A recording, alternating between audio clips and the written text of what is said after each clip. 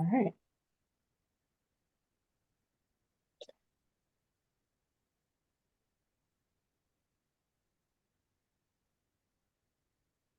Okay. So as Cheryl mentioned, I'm Dana Lloyd. I work at the Georgia Advocacy Office.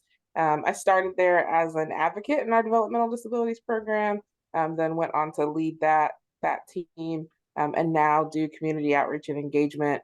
So helping people learn about GAO and what we do, and a lot of our kind of project-based work. So happy to be here sharing about supported decision making with you tonight. Well, there we go. So I share this whenever I'm presenting because I think it's pretty important that everyone understands the role that GAO plays for folks with disabilities. So we are the independent, federally mandated protection and advocacy system for people with disabilities in Georgia. And so what that means is that we are not a state agency. We're independent of that system. We actually receive congressional-based funds, and we have been the protection and advocacy system in Georgia since 1977. So we've been Georgia's kind of first and only P&A that does get, there are states that changes, but we've been the P&A the entire time. Our main goals are to make sure that people are free from abuse and neglect, have access to their human and civil rights, and the services and supports they need in the community. And we do that in a variety of ways, but that's ultimately what we're here to do. There's an office like ours in every state and territory. And so for those of you who maybe have family in other states or you move, there's a protection and advocacy system available everywhere in the US and all of its territories. And this is GAO's vision statement. We envision a Georgia where all people have value, visibility, and voice, where even the most difficult and long-lasting challenges are addressed by ordinary citizens acting voluntarily on behalf of each other, and where the perception of disability is replaced by the recognition of ability. And I think that's really central to the work that we do on a variety of levels, but it is really at the core of the work we do around supported decision making, because we believe that that is the best protection that people experience is when we're in relationships with other people who will stand up for us and kind of take up our causes as if they were their own. And so we really work to do that throughout our work, but again, in support decision making, especially. So that's just a little bit about GAO. You can definitely find more on our website or contact me if you have questions about the role of the P&A. But if there's a person with a disability and they live in the state of Georgia, they are eligible for our services. We are congressionally funded, and so there's no additional charge for those services. And if people have questions, you can simply call the office and get some what we call information and referral if folks need just, some help kind of getting the lay of the land, even at the very least. All right. So this is a little bit about what we do. We've talked about that a bit. We do investigate claims of abuse and neglect and work to make sure that people know about their rights so they can protect themselves and others. And then a lot of that other rights-based work, right? So voting rights, housing, employment. We spend time supporting people in self-advocacy because if you can do it yourself, you can help teach other people, and that's going to help kind of extend our reach. And we're always working to make sure that people are in the least restrictive places and communities that are there and welcoming for them. So that's a little bit of what we do. What we're going to talk about tonight is supported decision making, but what we're going to talk about kind of underneath that is vision. And I've learned in this work, and I've learned in my own parenting that this quote really holds true, right? A strong, clear vision holds the power to transcend your current reality, bypassing the day-to-day challenges that might be keeping you stuck where you are. So what is your vision? So I want you to think about the person that you came here tonight kind of holding in your mind, whoever it is you're thinking about supporting, a sibling, a son or daughter, and think about your vision for that person, because I really believe that vision can kind of help set the course. And so that'll be important as we keep going tonight. The other quote that I like to open with, I read this in like a big, boring, 60-page report from the National Council on Disability, and this really jumped out at me, right? It says all parents have fears about whether their teenager will be ready for the responsibilities of adulthood when they turn 18. And as the parent of a newly minted 16-year-old, I can tell you that that's true. But it is only the parents of teenagers with disabilities who are regularly advised that they have the option of preventing that child from becoming legally adult in the eyes of the world. And I think that really ties into vision, right? Because we all, I just said this to Cheryl a minute ago, right? As parents, at some point in our life, however that kid came into our lives, someone handed us a bundle of human and said, raise this person, help direct them, make decisions for them. And we had a vision at that moment. And I know a lot of the work that the Down Syndrome Association does is starting off, right, in those first moments of helping people really think about what that vision is going to be, with or without disability. What's that vision? But as folks move towards adulthood, there's lots of conversation that start to happen to say, well, maybe that vision isn't what it should be. Or maybe you need to do something else when it comes to that person legally becoming an adult. And I just want to center for us that the fear and anxiety is global. It's something that all parents feel. And so what do we do with that? How might we overcome that fear? Well, I think it goes back to vision a little bit. And so I just want us to think for a minute, why is that? Why is it that parents are regularly advised? What is the assumption about people with disabilities that leads to that advice?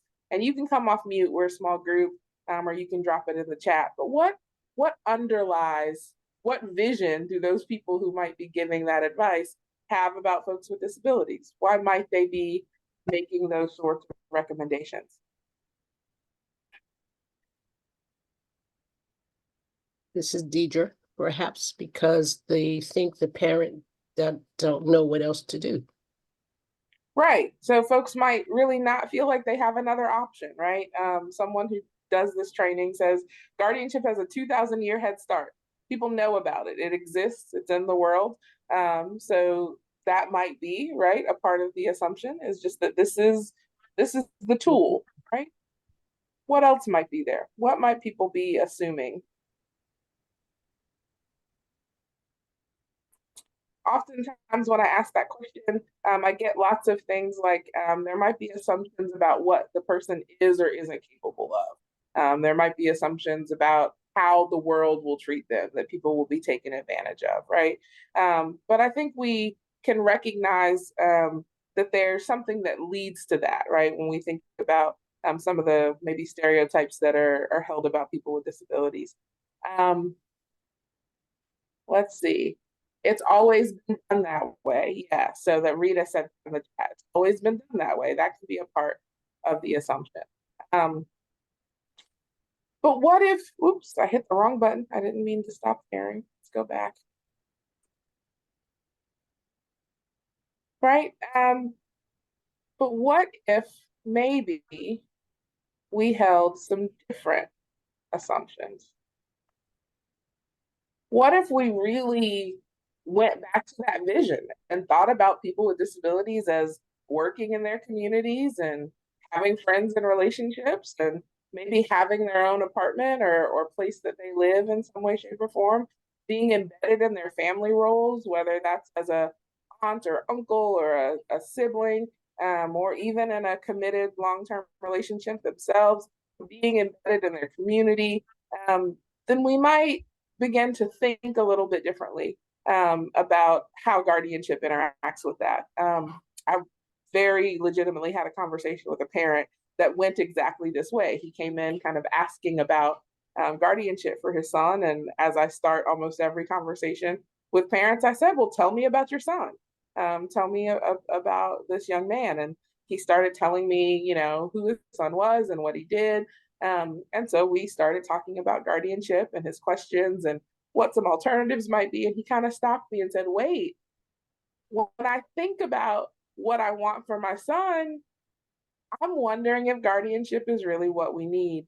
And so I think that vision can be really important as we consider this question, right? Because it is an open question and we are definitely considering it.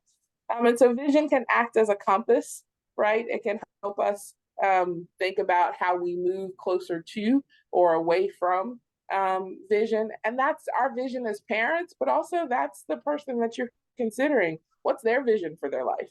And how might the ways in which we're supporting them with their decision making help them move closer to or away from that vision? And I think there's lots of different ways to assess that, but the vision kind of becomes a compass as we navigate towards this life that people want for themselves, or even that we might want for them. How can we use that to make our own decisions regarding how we might support people? And so we talked about this a little bit too. This graphic also comes from a conversation with a parent who said to me, I really worked to think a lot about my son moving into the role of decision maker. And I've done a lot of work to do that, but I didn't do any work to move out of the role of decision maker. And now she said it's getting crowded at the top, right? There was conflict because she was still kind of trying to be in that role. And so she really helped me think through this process of, in the beginning, this is how we all start, where parents make decisions. That's what we are expected to do. But there's this natural kind of progression of moving towards young folks gaining some more of these skills, right? We start to offer choices and considering the opinions and personality of this little person, and using that, right, in very small ways sometimes to guide our decision making. But often as kids move towards adolescence, we start to build on those decision making skills and offer more opportunities for folks to try things and make mistakes. And that shift can seem really invisible. And so part of what we'll talk about tonight is how we make some of that stuff that seems invisible visible. But it is awareness that this process is happening that becomes really important, right? And so we have to then think about, well, what does it mean as a young person moves towards the role of becoming the decision maker themselves? Well, everyone needs to learn the skill of decision making. I don't believe that decision making is something you have or you don't. I don't think it's a static thing. I think it's a skill that you learn and practice over time. And having opportunities to practice and fail is really important to the process of learning any new skill. And we can think about how we support young folks to make choices and express their opinions and think about the results of those choices, right? This is all stuff that we're really used to doing with folks that we might not be thinking about as teaching the skill of decision making. And we have an opportunity, especially as folks are moving towards adolescence, about helping people create vision for themselves, right? To think about what it is that's important to them and how they're going to move towards that. And children with disabilities may need more or different help to do that. And parents will have to be creative and accommodate and make adjustments. But people learn and grow and can gain and attain all sorts of skills with an opportunity to do so. And so then we have to keep thinking, right? So if parents are moving away from the role, or some family members are moving away from the role of decision maker, what does it look like to be a consultant or an advisor, right? This comes from that conversation with that mom. She said, I needed as much practice as my son did as I was learning to move into this new role. And practicing supported decision making can give a framework to help everyone navigate this new path. And holding on to the vision of what we want and how we might get there can be really helpful when things get challenging. And moving towards adulthood, there will be challenges, right? But it can help us keep moving in the right direction. And all of this takes a little bit of a mindset shift, right? As parents, we have to think about the switch of moving out of that role and helping to support young folks take on that role. And again, people might need really unique support. And people have worked definitely with young folks who hadn't been really given opportunities to make decisions, and so didn't really see themselves as decision makers and were kind of reluctant or not really all that excited about making decisions, partially because of some opportunities for practice. But young folks might need some help kind of moving into that role and changing their mindset as well. But vision can be a really important part of that whole entire shift, right? How do you see yourself? How do you see your young person? How do they see themselves? And what are the supports and steps that we might use to move in that direction? That's kind of some of the framework that we think of as we think about helping people move on this pathway, right, towards adulthood.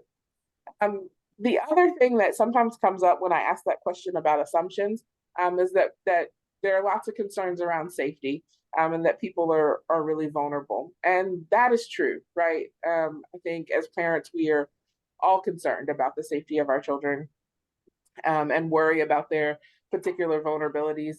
But there's a trainer from Australia who spends a lot of time talking about this idea that vulnerability often stems more from isolation and lack of relationship, rather than from a lack of perceived capacity. And that really struck me, right? Is that when I think about the things that help to keep me safe in my life, it's having skills and it's having opportunities and it's having some times where people have maybe tried to encroach on my safety that I was able to see, oh, that person isn't safe or that situation wasn't safe, and having people support me in that. And then that is a part of what has given me more safety and more strength in my life. There's a mom who was having a conversation with me and was worried about, her son maybe making some unsafe financial decisions when hanging out with his friends. And she kind of was like, like what if they talk him into getting $100 from his bank account? And I said, well, mom, tell me how you think, what's the support that he would need in that moment? If you're imagining him being out in the world and having his bank card and being with his friends, he needs a skill, right? Because whether or not you have guardianship or a power of attorney or even any of those things, no one's going to show up and stop that interaction, right? It's the process of him having some skills and practice to know that that's the thing that would help move towards safety. And so this quote, I think, just really sums that up pretty well. Okay, so a little bit of interaction really quick. So you can again come off mute or put it in the chat, but it is the time of day where we might have some dessert, right? So if I were offering you a choice tonight, there's chocolate ice cream on the screen and there's strawberry ice cream on the screen.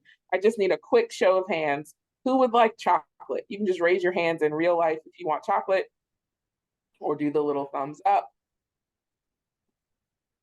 No chocolate takers. All right, one chocolate taker. All right, so everybody else wants strawberry? Two chocolate takers. All right, so I'm gonna go get 2 servings of chocolate and 6 servings of strawberry. I think I did the math right. Okay, all right. So I often try to help people realize when we ask an either or question, that leads us to an either or answer, right? No one came off mute or put in the chat, hey, you know what, I really, I'm not going to have any ice cream. I really would rather have mango sorbet, right? I gave you a binary question and you went with it, partially because ice cream is attractive. But what if we asked a different question? What if we asked, what is your favorite flavor of ice cream? I'm probably going to get as many answers as there are people in this room, right? Is anybody's favorite flavor actually chocolate or strawberry? That's only happened like 2 or 3 times when I've done this before, right? Usually someone's favorite flavor of ice cream is something much more fun, like butter pecan or rocky road or mint chocolate chip, right? Um, and all of this is like a silly little icebreaker in the middle of this training, intentionally to get us kind of thinking again. But when we ask binary questions, we get binary answers. And so if we ask the question, does this person need a guardian or do they not need a guardian? Well, that leads us towards 2 answers. But if we ask the question, what would it take? What might it look like for this person to be supported in their decision making? What is this person's vision regarding themselves as a decision maker? What would it look like for this person to have more choice and control in their life? How might we do that? That's going to give us a variety of answers that lead in a very different direction than just guardianship or not. So if you take nothing else from this conversation, I hope you will take asking different questions, right? What would it look like? How might we support that? What are we concerned about? And what might the supports be to help us mitigate that concern, right? If you don't do anything else, if you're considering guardianship for a person or someone already has a guardianship and you're considering doing something different, I think starting with a different set of questions can be helpful. What opportunity has this person had to practice the skills I'm worried about? what are the places where they might have some really solid strengths in their life? Because all of those questions are going to lead us to much more rich and deep answers. So let's run through a couple of definitions really quick. We're going to start with the definition of supported decision making. It is kind of a term of art, and there's lots of definitions out there, but all of them center around these two things, right? It ensures the person with a disability makes their own decisions. I think about it as an accommodation for decision making. It is like the automatic door opener. It's like the ramp, right? It gets people to the thing they want, which is to make their own decisions. And it is the process that we're all really familiar with. So if you've bought a car, you've bought a house, you got a job, quit a job, had a major medical decision, most people had some conversations with folks they trust. They got some information in a way that really made sense to them. They read some consumer reports, or they talked to their mechanic about the car they were thinking about buying. But they had some conversations, they got some information. They might have had some help, used a pro cons list, looked at reviews, all those sorts of things to weigh the options and choices, and then they made the decision. That is supported decision making in a nutshell. The work that we do with folks with disabilities are thinking about how we might need to accommodate all those processes. So it's a combination of relationships and practices and agreements that are all designed to assist an individual with a disability to make their own decisions and communicate those decisions to others. It can be used as a part of a legal process to help people restore their rights or to avoid guardianship, but that is not the most essential function, right? It's about people really gaining the skills to move forward in their lives. And there are lots of options for decision making, right? So it's a kind of pyramid on the screen, and at the very top, it says like making your own decision, right? Which is what most of us want in our life. And supported decision making is not on the pyramid, again, because it is the accommodation. It's how people do that thing. And the options are listed there really in kind of order of most to least restrictive, least to most restrictive. And the reasons for that, right, are that the things in the middle, a power of attorney or an advance directive, are changeable. And they are often limited by time or circumstance. And the person who is executing those things can direct them, right? So if I know that I'm not really great at making financial decisions, I can enter into a power of attorney and say, I want Cheryl to help me make financial decisions in the event of while I'm renting a house. I'm looking to rent a house. And if Cheryl's really great at that, well, perfect. Cheryl can keep doing that. But if I'm having a hard time contacting her, or she keeps taking me to see places that I don't really enjoy, I can change that. I can pick Alicia, right? I stay in control of who I want to share my power with to help make these decisions. And it's the same thing that's true for an advance directive. We're going to talk about the medical proxy a little bit, but just kind of hold that for a second. What's different from those two things, a power of attorney and advance directive and guardianship, is that it is not directed by the person, right? If Miss Duckett's on, she can correct me if I'm wrong, but in Georgia, a person cannot petition for guardianship for themselves, right? I can't go to the probate court and say, hi, I'd like a guardianship, right? It starts with someone else making a petition They for actually me. can. Okay, well, thank you for that clarification. Yeah. But the process doesn't have to center me, right?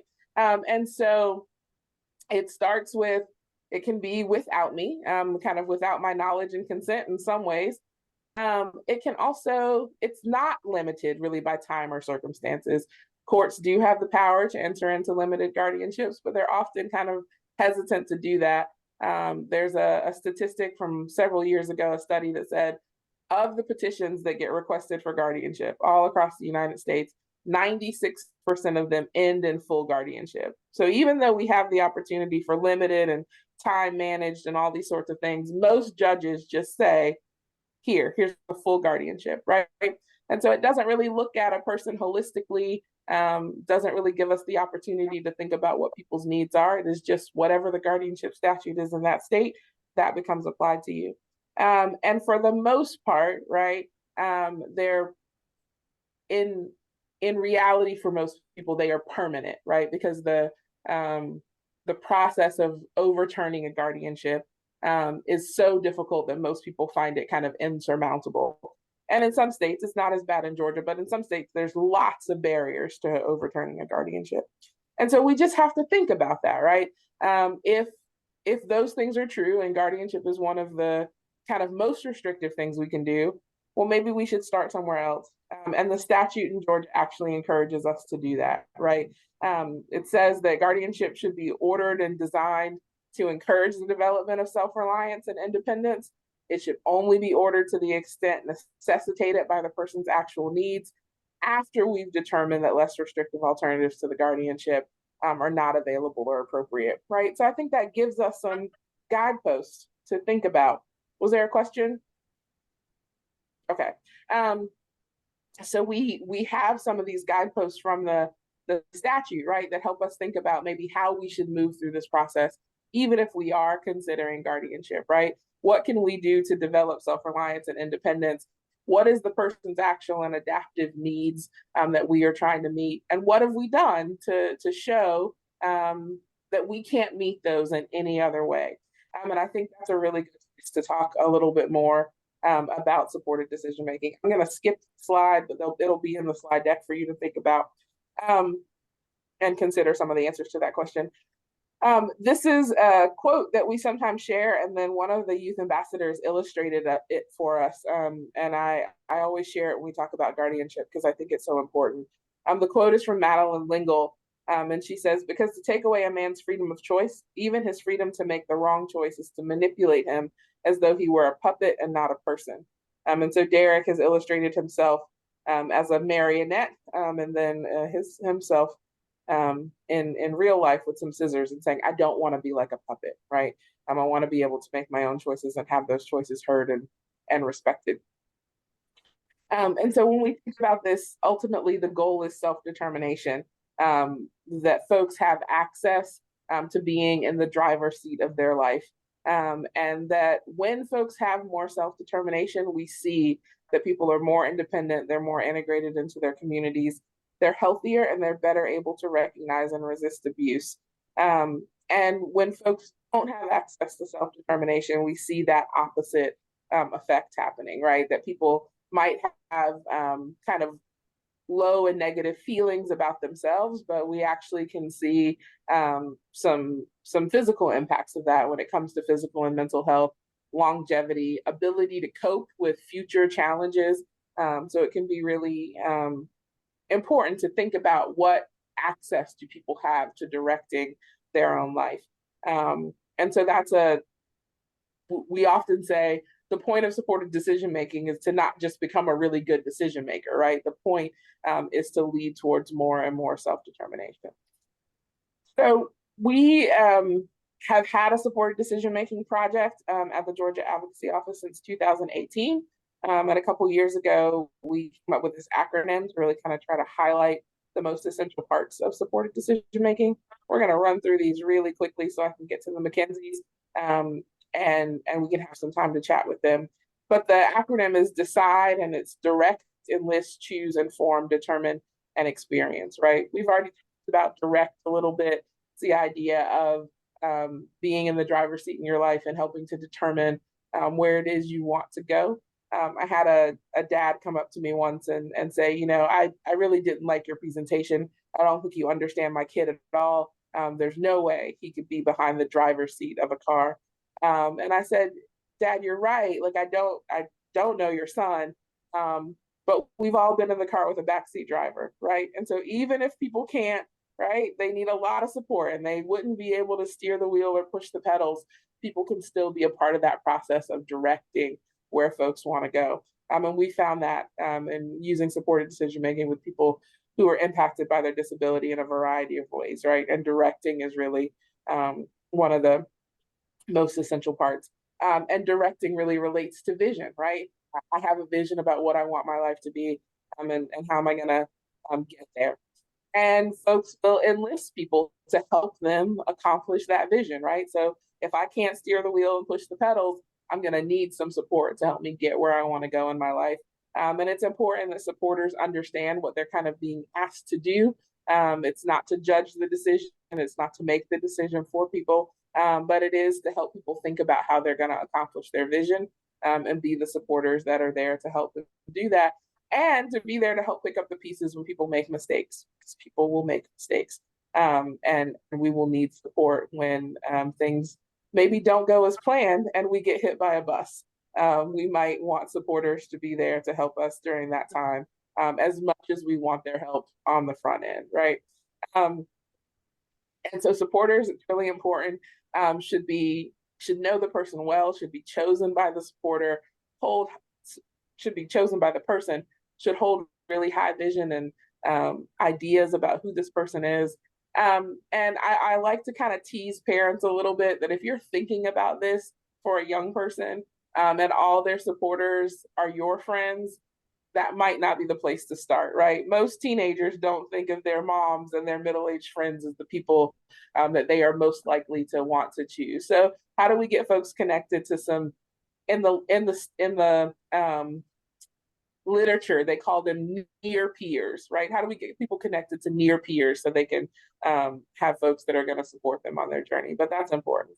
And there's all sorts of choices that people will make in this process, what kind of support they need, maybe even where to start, if people really want to focus on making better decisions in a financial situation, or maybe it's really important for people to have a lot of skills around making medical decisions. Well, we could just choose to start in those places. There's lots of choices wrapped up in this. And how people are going to support folks, who does the supporting, and how people work together are often some of the choices that are included in this process. We've already talked a little bit about this, right? We can start thinking about when we're going to use supported decision making. And then the process of informing other people, right? So you do not have to write a supported decision making agreement. I do not have a written supported decision making agreement for my life, but it could be helpful to have that process written down somewhere if we're going to use that to inform other people or to help us all stay on the same page about what it is we're doing and how we're doing that with each other. But there will need to be a way to help folks think about how they are going to tell folks what they do. So the illustration here, the guy with the brown hair, his name's Joe. He's one of the youth ambassadors. That's his mom, Jane, standing next to him with the gray hair. And Joe doesn't communicate verbally, so he made little cards that just says almost something exactly like this, like, I'm Joe and I get support from folks I trust to help me make decisions. This is the supporter that's here with me today, right? To use at doctor's appointments, to use at the bank, right? To just kind of help people understand this is how it's going to go. I'm Joe and I'm the person in charge of my life, and this is my supporter. So helping people think about how we're going to do that, how we're going to inform people will be important. And then ultimately back to self-determination, right? Is that people set the goals for their life, and get support on how they're going to get there, because that is what we are trying to accomplish. And my favorite, so this is again that how piece, right? So people might determine that they need support for understanding the information or identifying options and choices, but that's a part of the process, is kind of settling on what that looks like. And then my favorite letter is E for experience, right? People need experiences and opportunities to try new things, to learn what works best for them. And there's going to be mistakes along the way. We talk a lot about safe failing, that there are some things that are just too risky to try, but we need some opportunities for some safe failing, right? Is there an amount of money that a person could have to just make a mistake with, right? Can I blow $5? And know what that feels like to not have $5 next time. Can I maybe not make a healthy choice when it comes to food, and see how that makes me feel, so I know what to do different next time? What are the opportunities that people have for safe failing, is really, really important. And it takes time and practice to learn the skill of decision making. So I'm going to pause here and invite Mackenzie's on, because I feel like we're running a little tight on time.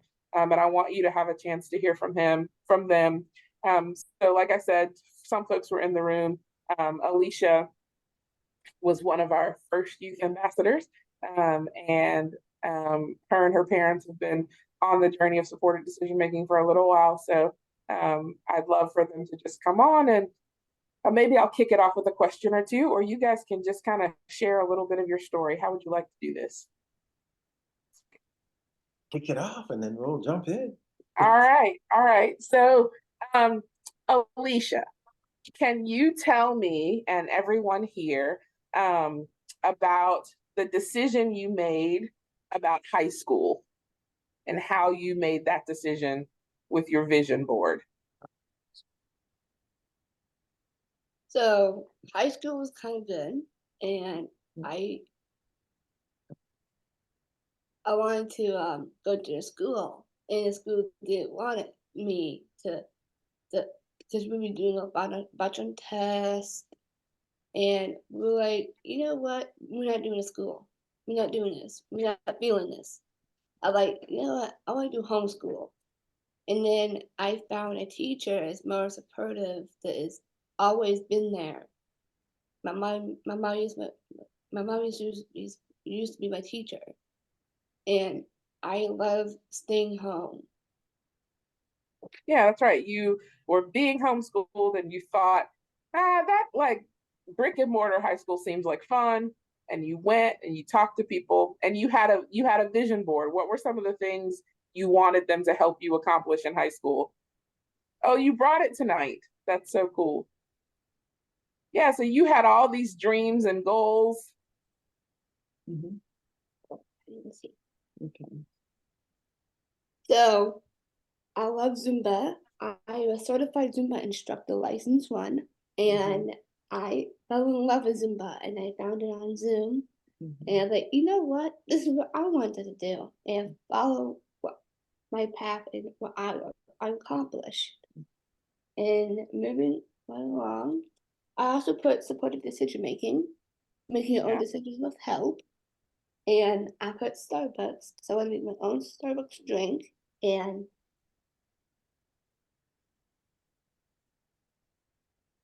You can choose anywhere. You can go there. so this is about self-care and setting yourself like I need to wind down with a candle.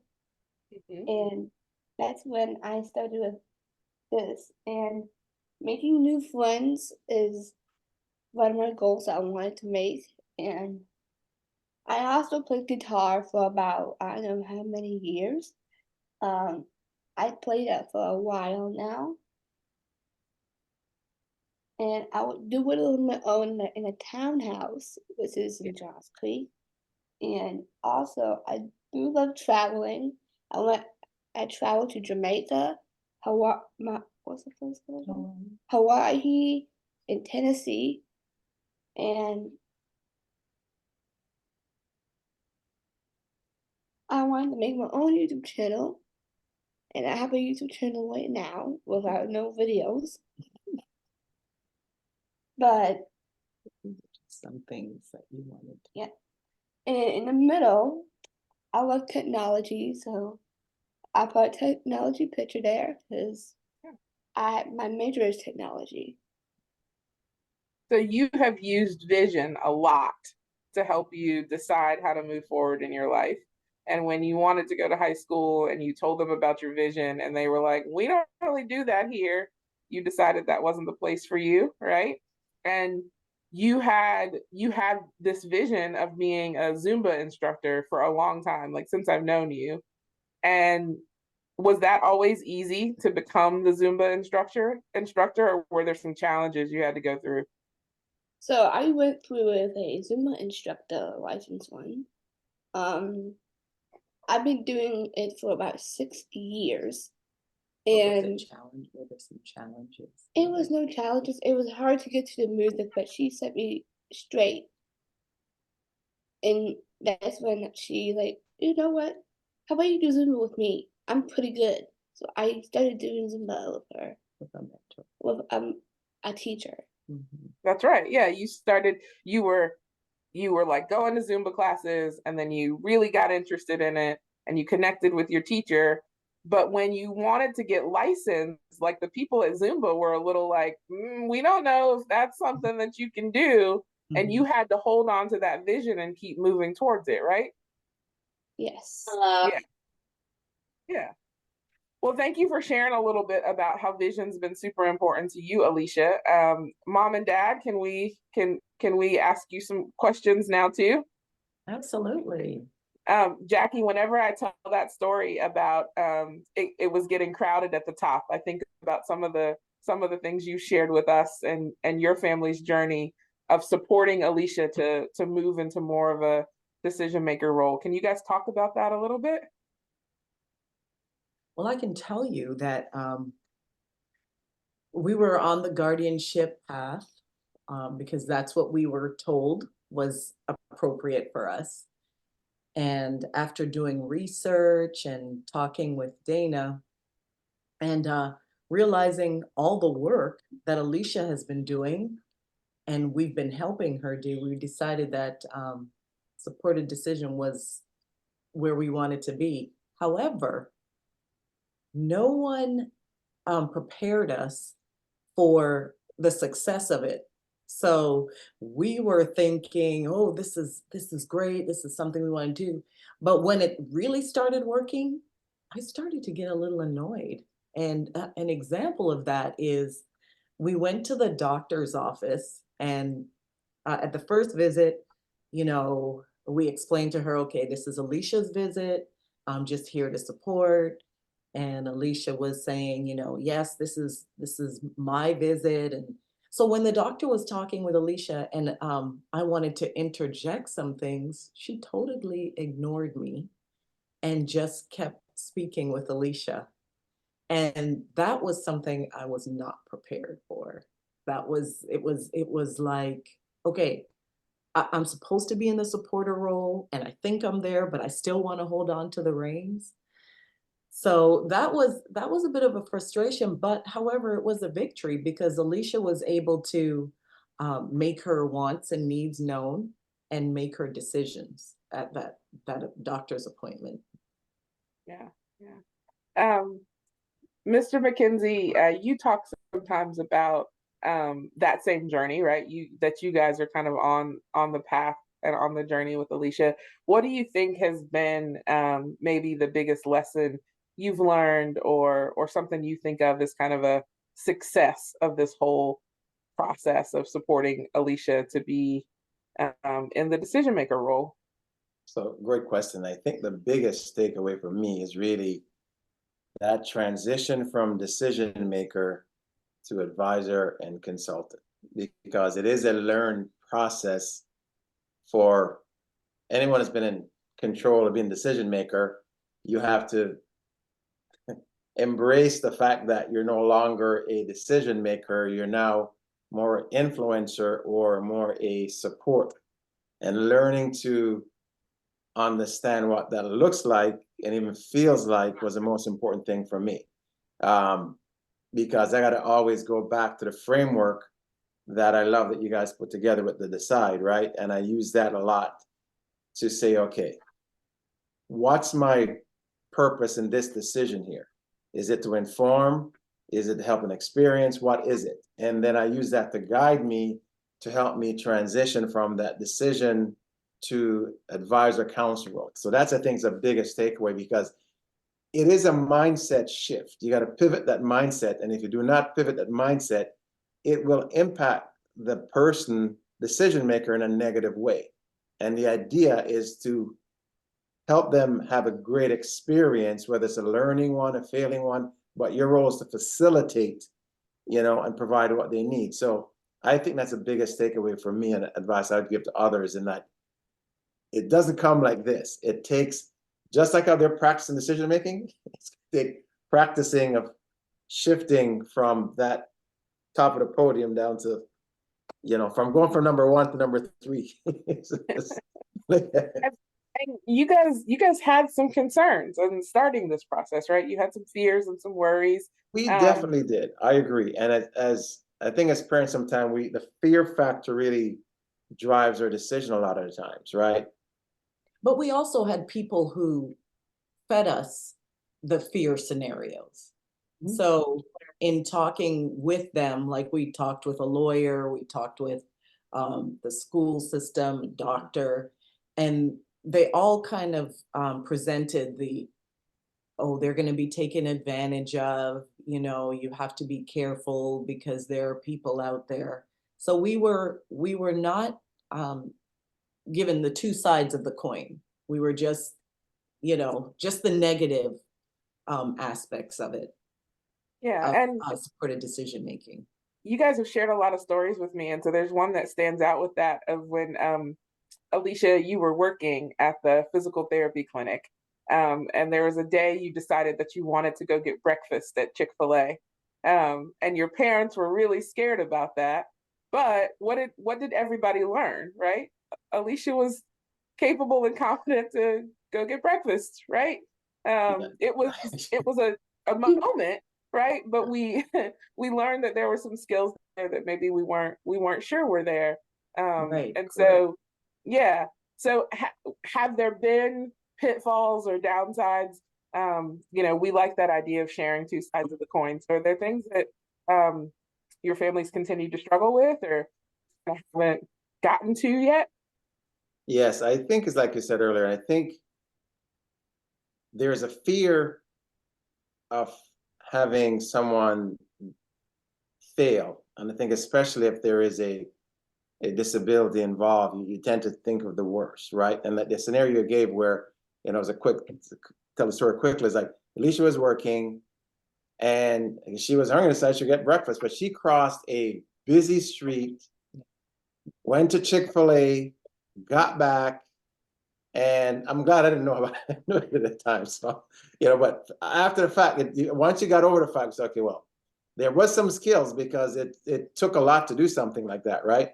And so our continuous struggle, challenge, I think, is really allowing Alicia to fail, but fail safe, right? In the sense that making decisions, and allowing her to fail, and then using it as an opportunity to go over it again, like using the framework, the DECIDE framework. You failed, and here's why the failure occurred, or the root cause of the failure. And what do we need to do as supporters? And what does she need to do to continue growing? So we're looking at it as each season as an opportunity to grow, right? And so I think that's the greatest thing. So that's the challenge, is allowing them to fail, but fail in a way that it's not going to be detrimental. Yeah, awesome. All right, Cheryl has her hand up. Yep. So I just want to say a couple of things, and I've learned so much from this, and I'm so appreciative. So I'm thinking about all the families that I hear from and the questions that they ask the most. The first thing is that going to a medical doctor once they turn 18 really scares the families, because they're like, it's as if they think that they're going to tell them that they need major surgery and that the parents aren't going to have any input. And so that, I know, really scares them. And I would like to hear what anybody has to say about that. As supporters or being in the room, and like I said, I know that that's one of the big things. The other thing is what about for the individuals that we all work with that are nonverbal? And how do we support them to make their own decisions? And we've always referred to it as dignity of risk. I love dignity of risk, that everybody deserves that. But so those would be the two big questions that I know that I get asked the most. Yeah, so I'll hop in and try to brush them over, and then Mackenzie, you can chime in. We just try to help people understand to be prepared for that transition at 18. For most people, a HIPAA release will keep you in the room and keep you able to have conversations with folks. That authorization is pretty standard. And we have found that most medical professionals are willing to walk with people in that supported decision-making relationship, right? Like Joe using the card. We haven't had major pushbacks to that. And I think if there are, GAO would be there to support people through that process. And Cheryl, I often ask parents that question when they call, my kid's turning 18. Is there a cliff that you're worried about, right? Is there something that's going to happen at 18 or the day after? So let's plan for that. Because I think a lot of times in a medical setting, especially, there can be kind of this pressure of time and we can't and all these sorts of things. But we've helped people navigate that on the front end. So it is a fear, but I think there are lots of good workarounds for that fear. And most of them start with really just a very basic kind of release of information. The next thing that I get oftentimes for folks that might have some behavioral health or psychiatric challenges, or what if the person won't include me on that release? Well, who might be a trusted person that they would, right? So I don't think any of these tools are perfect or a solution for every problem, right? But it is saying in that place of what would it look like? What would it take? How can we sort of do that sort of thing? And for folks, I think, whose disability impacts them in a variety of different ways, I think everything goes back to communication and good communication support. If you are the parent of a little person and they are still in the school system, push hard, fight hard, call everybody you know to help that kid get good communication, because it will matter, whether that's a PEC system or letterboarding or whatever it is, because I think that is kind of the foundation and the bedrock for all this. For folks who that didn't happen for, there's not a parent I've ever talked to who, when I say, how do you know that your kid is or isn't on board with something, can't tell me, right? And whether that's a look away, pretending to sleep, getting agitated, whatever it is, even people who are highly impacted, people who know them well, can understand how they express their will and preference. And so then it is using what we know about how people express their will and preference to use that in decision-making settings, right? And that is more challenging, right? It's more challenging to get other people to accept that. But there are several folks who've been involved in our specific cohorts, but also who I've worked with across my career who don't communicate traditionally, who people who know them well have been able to help use the ways that they communicate to inform a decision-making process. But getting recognition for that is definitely tough. But we've worked around it, right? And so we can have some of those conversations. I don't know if the McKenzies, you want to chime in on some of the medical stuff, because I know that's a part of Alicia's life and something you guys were definitely struggling with at the beginning. Yeah, I could see the concern about the transitioning. We thought that Alicia's pediatrician office would keep her until she was 21. So we didn't even think to ask, we just assumed.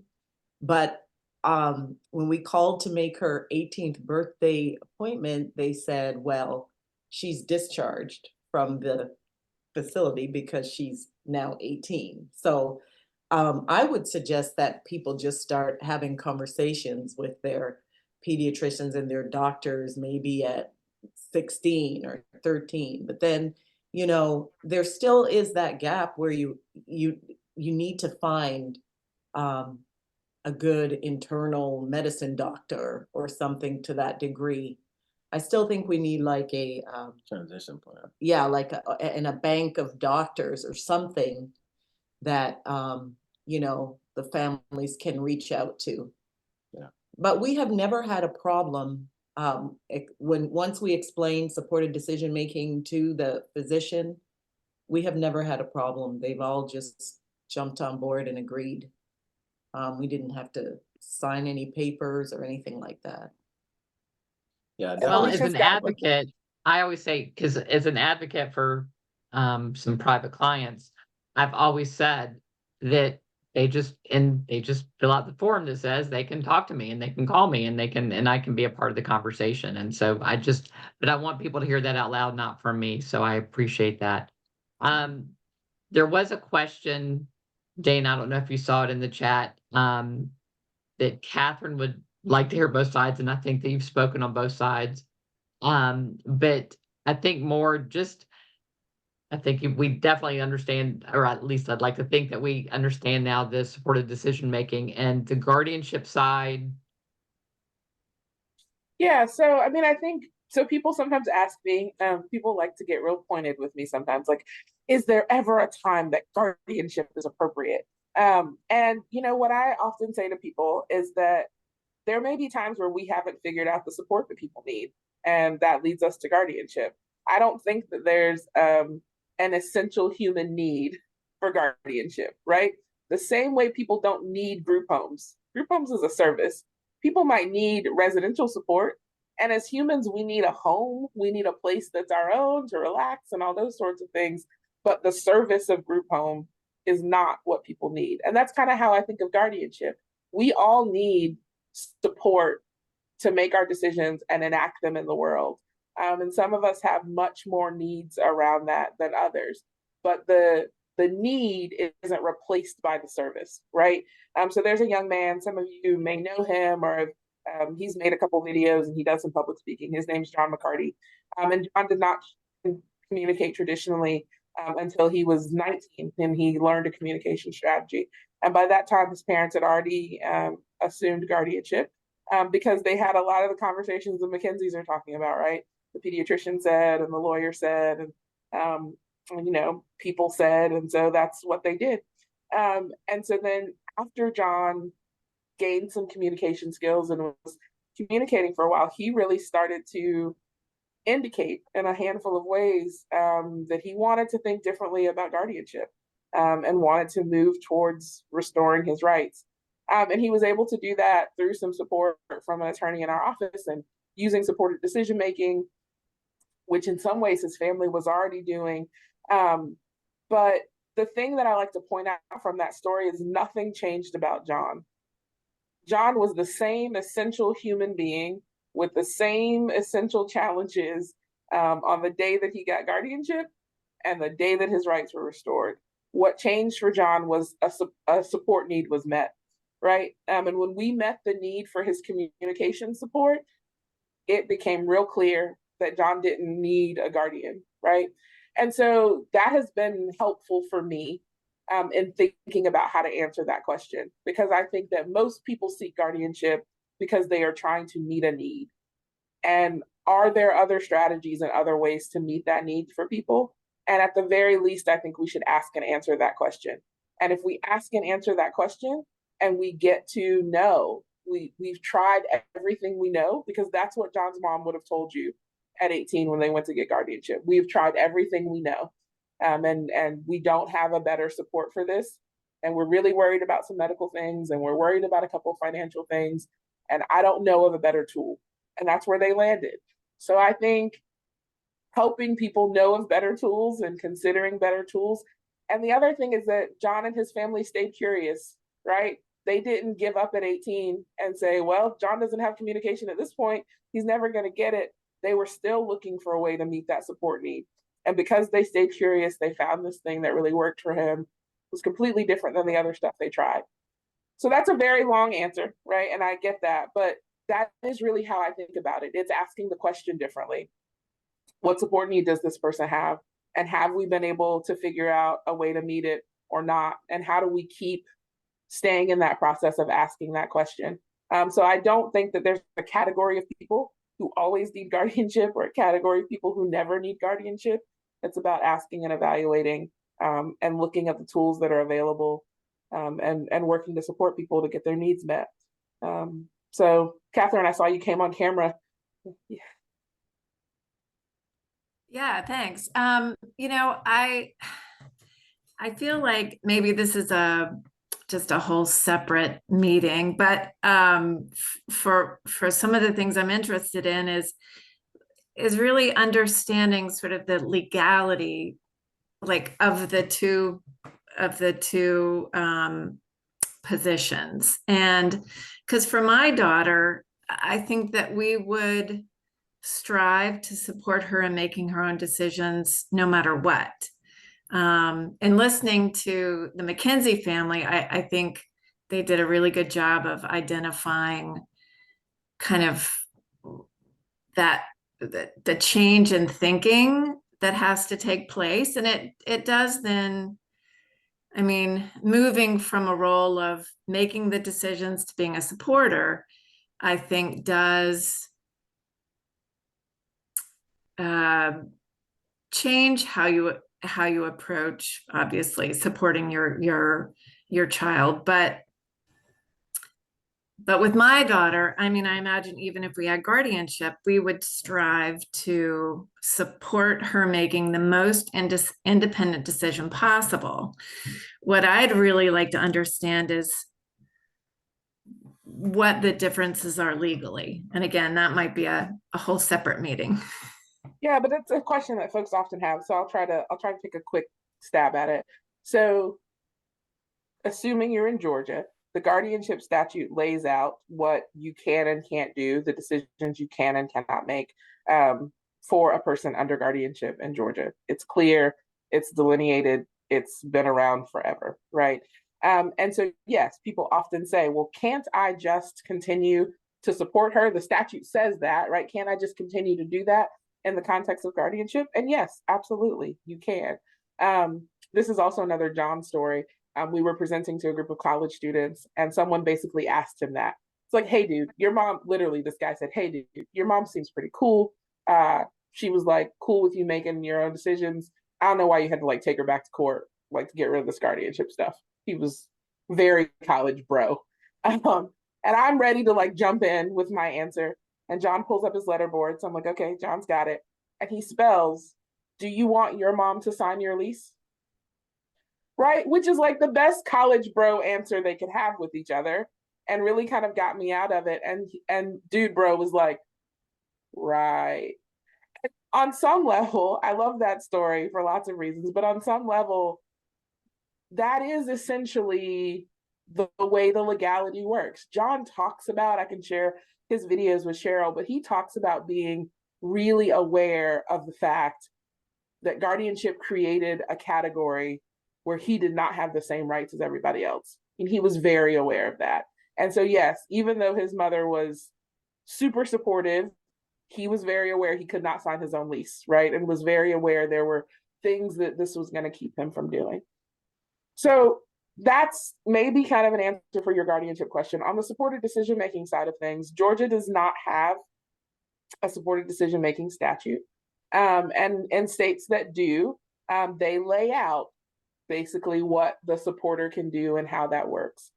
What we've been operating under in Georgia is the other tools that exist, so power of attorneys and advanced directives, and the accommodations that are available to people via the ADA and 504, right? And that's been litigated in a couple places if you kind of want to get like really nerdy about it. But basically, that a public accommodation like a bank has to accommodate people's disabilities. And so if people show up and say, the way that I get an accommodation is through using this supporter, there's a bit of a hook there that the bank is on the receiving end to then recognize, right? We haven't litigated it in Georgia. There's been a case in Texas. There's been a couple cases in New York. There's been something in DC where that argument has prevailed, right, in court, right? That it's the accommodation that I need to make my own decision. Therefore, you public entity, you kind of have to recognize it. And I think the McKenzies might chime in here and say that we don't, that is not the way, that these legal battles don't show up the way that we might expect, right? These are not the phone calls I get. And that for most people, whether it's the bank or the hospital or the school system, once we're able to help the person with the disability themselves express, I make my own decisions and here's how I get support. And sometimes we have to add another layer to that with supporters or somebody from GAO. People aren't having trouble kind of trading on that, right? And I know, like, I get that from the parent perspective of being like, well, what if I do have trouble trading on it, right? And that's where support comes in, right? I mean, there are people that call GAO often for support around, they wouldn't even say they're using supported decision-making, but the hospital said, I can't be involved in this thing, or, oh my gosh, during COVID, all the hospital said I can't even be here, right? And so there's lots of protections that already exist for people that sometimes we just have to make clear and plain for folks. So I don't know, that's not a perfect answer. I think you might not have been on, but I'm gonna start doing these monthly kind of Ask Me Anything sessions. So you can hop onto one of those. You're also, I mean, if you have like really specific, like personal, this is my kid and I need to know sort of things, you can call our office and I'll, we can have a one-on-one chat about, here's my kid and here's what I'm really concerned about. But those are, I like a framework, right? I'm not a very black and white person, right? Like I like a framework. I like to think about how do I ask the question to help me get to the thing that I need to. And I have found that that's been helpful in thinking about both guardianship and supported decision-making. So that's my stab at a short answer. Okay, thanks. Other questions for me or the McKenzies? We're at about 9:15. So thank you guys for hanging on. But if other folks have questions, I saw Serena popped on camera. It's good to see you. Serena's another parent in our supported decision-making project. So helping Grace get through life using supported decision-making. But other questions, other comments, other concerns, I'm going to go ahead and drop a link to our feedback and survey form so that folks can do that. There's a place, well, that's not the feedback and survey form. That is the Georgia statute. But there's a place on that to add your email address. So if you want to know about the Ask Me Anything sessions that are coming up, or you want to schedule that one-on-one, it's a good place for you to tell me that. So let me get that in the chat. But other questions, anything else people are interested in knowing about?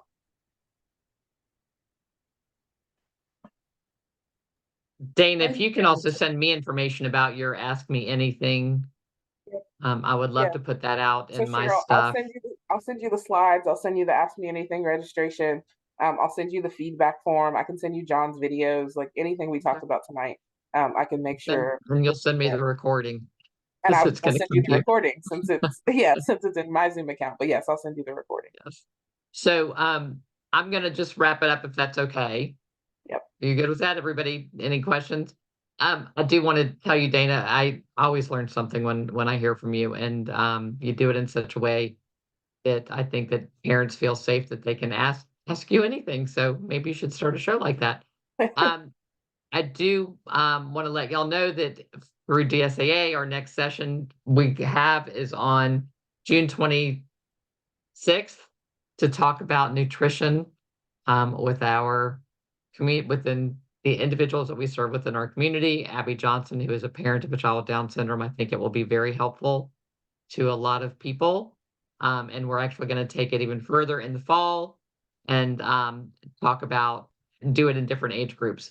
And I also have to know, Alicia, do you have any idea?